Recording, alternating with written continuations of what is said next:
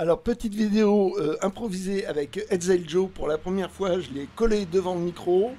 Et c'est lui qui choisit le thème, le bouquin. Voilà. Donc, c'est Salammbô. Oui, Salammbô, ouais. Et je te laisse la suite parce que tu connais cet éditeur. Hmm. T'as quoi à dire dessus? Allez, à vous. Oh, pas grand-chose parce que j'ai pas vraiment regardé. Rien n'est prévu, donc en fait, j'ai pas appris par cœur quand le livre de main a été créé. Le C'est la livre de collection. demain. Hmm. Le livre de main, c'est la collection. Donc Artem Fayard, et compagnie, c'est l'éditeur. Bizarrement, en fait, c'était à l'époque, c'est l'entre-deux-guerres, et ça correspondait à la deuxième édition, c'est-à-dire que la première édition, c'était un format classique qui était relié par les gens qui l'avaient. À l'époque, je pense que les livres devaient coûter 3 francs, ça dépend en fait. À partir de 30, il y a eu de l'inflation, donc les prix ont vraiment augmenté. 1930. Oui, 1930, oui. Ok. Mais en fait, ça correspondait à une sorte de livre de poche. C'est-à-dire que c'était réédité.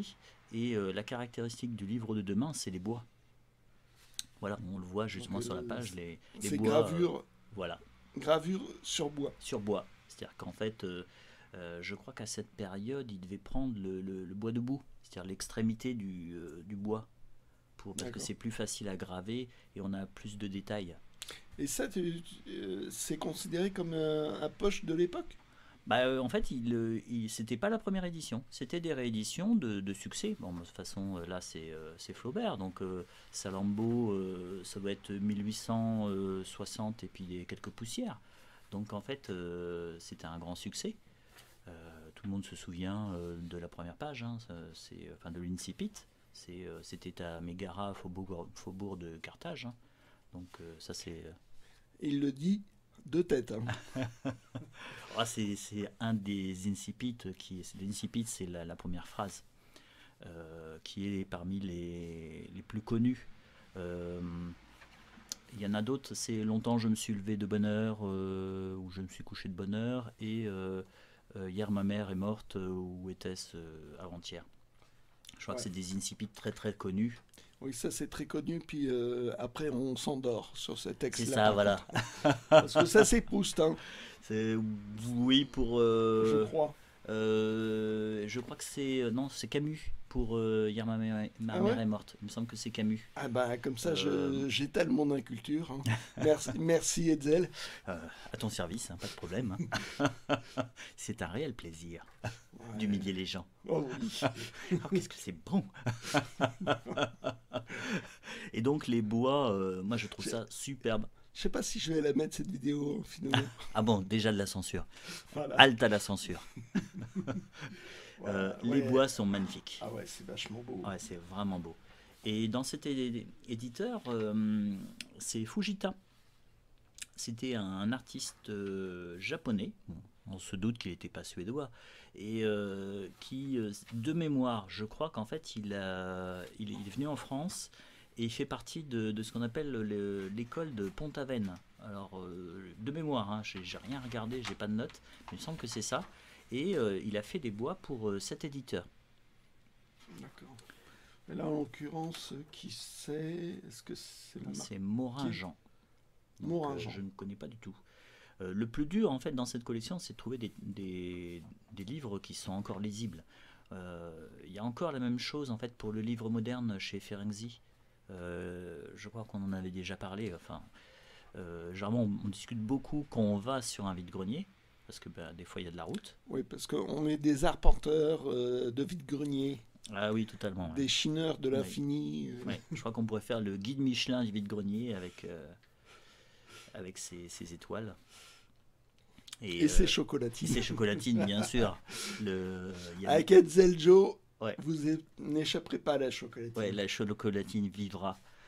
Et toi, 31. Ah oui, 1931 quand même, Donc hein. on sent Waouh. que là, la crise doit arriver en France à cette époque-là. Elle est légèrement décalée par rapport aux États-Unis, où ça a commencé en 1929. On on voit le texte un peu à travers. Oui, oui, oui, oui. Mais le papier, en fait, c'est ce qui est bien dans cette collection-là, et c'est encore plus flagrant dans les livres de Ferenczi, c'est le papier est de bonne qualité. Tu vois, il n'a pas jauni, il n'est pas craquant, en fait, comme ça peut arriver dans les livres plus petits. Et donc, le plus difficile, c'est de trouver des auteurs qui tiennent la route, parce qu'on a beaucoup comment dire, de romans sentimentaux, de romans psychologiques, ce qu'ils appelaient, et donc les auteurs à l'époque étaient connus, c'est Bourget, C'est les succès de l'époque, quoi. Oui, c'est ça. Et qui n'ont pas résisté à l'épreuve du temps, quoi. Voilà, donc là, Salammbô, c'est une valeur sûre, donc là, c'était un très bon achat. En gros, c'était un conseil, prends-le. C'est un conseil qu'on se donne de temps en temps, Oui, l'un l'autre. oui, oui. Évidemment, quand on l'a déjà, parce que sinon, on ne conseille pas, On on conseille prend. pas. Oui, oui, oui. On prend, et puis après, on dit, ah, c'est bien ça. Tu savais que c'était ultra rare, que c'était ultra beau. Ah, et tu que- savais pas? Bah, tu le sauras pour la prochaine fois. Le prochain est pour toi. Voilà. Qui est aussi une phrase un peu culte Entre qu'on se nous. répète. Voilà. Et ça arrive. Mais jusque-là, on n'est pas arrivé à s'écharper. Non, ça va. On est Ouais. des gentlemen. Nous sommes quelque part des gentlemen de la Chine. Gentleman Chinner. Tiens, regardons. On voit les titres sur cette page-là. Là. Et Alors, Louis Bertrand voilà. l'Infante, Myriam Harry, Madame Petitjardin, Marcel Prévost, les Don Joanne. Juan, Pierre-Dominique, Sa Majesté, bon, Gustave Flaubert, Madame Bovary, Capuchin, Pierre-Louis, Les Chants de Billy. oui, ah, et c'est un petit peu érotique, je crois, Pierre-Louis. Il a fait 2-3 livres, bon, et érotique pour l'époque, hein, je précise. Ouais, Oui, oui, parce que maintenant, ça ferait rire. oui. Bon, Jean Giraudoux, on se souvient encore un petit peu. Jean Richepin, il a fait un petit peu, je crois qu'il faisait partie de ce qu'on appelait les écrivains un peu décadents. Et il a fait un peu de fantastique, Jean Richepin. Et du thriller un peu fantastique. Je crois qu'il est totalement oublié, mais ça se laisse lire. Ah, c'est marrant parce que là, donc on a les auteurs et on a aussi l'auteur des gravures. Ah, ce qui est très intéressant, ça. C'est marrant. Je sais pas si Mais on voit. j'avoue Gita. que non, j'ai pas l'impression qu'on voit dans celui-là. Non, il n'y en a pas. Mais moi, j'avoue que à part Salammbô, Ouais. moi, assez à cause de Drouillet, hein, je dois bien l'avouer. Bon, c'était le seul de cette collection qui pouvait m'intéresser, je pense. Oui, oui, parce que c'est vrai que j'en ai vu plusieurs fois dans cette collection et à chaque fois, le prendre juste pour les bois. Bon, j'aime bien le bois gravé, mais enfin les bois. Mais bon. Il y a un petit peu plus de titres qui sont intéressants dans le livre moderne de chez Ferenczi. Mm. Tu as du Conan Doyle. Ah oui, ah oui. Tu as les. C'est bien illustré ça, parce que Ouais, ça va. je pense que j'ai pas Mais, d'exemple je les ai à pas. montrer. Ben non, je les ai pas. T'en as pas non plus? Ah non, moi je sais qu'ils existent parce que j'ai vu le catalogue. Ah, c'est un truc que tu n'as pas? Oui, Ça arrive? ça arrive. Oh la vache. Et Ça arrive. ce qui est marrant, c'est que Enfin, je te on l'amène, je peut les pas amène. dire que c'est pas massicoté. Non, non, c'est pas massicoté. Voilà, donc les pages sont reliées un peu direct comme ça. Ah, c'est du brut. Mais à l'époque, comment dire, tu l'achetais comme ça, et c'est toi qui faisais faire ta propre reliure. Tu avais des reliures des relieurs dans différentes villes, même dans des villes moyennes, et tu amenais le livre comme ça, et suivant ce que tu avais déjà comme livre, il te le reliait pour avoir en fait tes propres couleurs. C'était plus ou moins luxueux, tu avais plus ou moins de cuir. Et chacun avait une collection, ça pouvait être avec les initiales en bas du dos. En fait, ça, c'était pas destiné à rester comme ça. Non.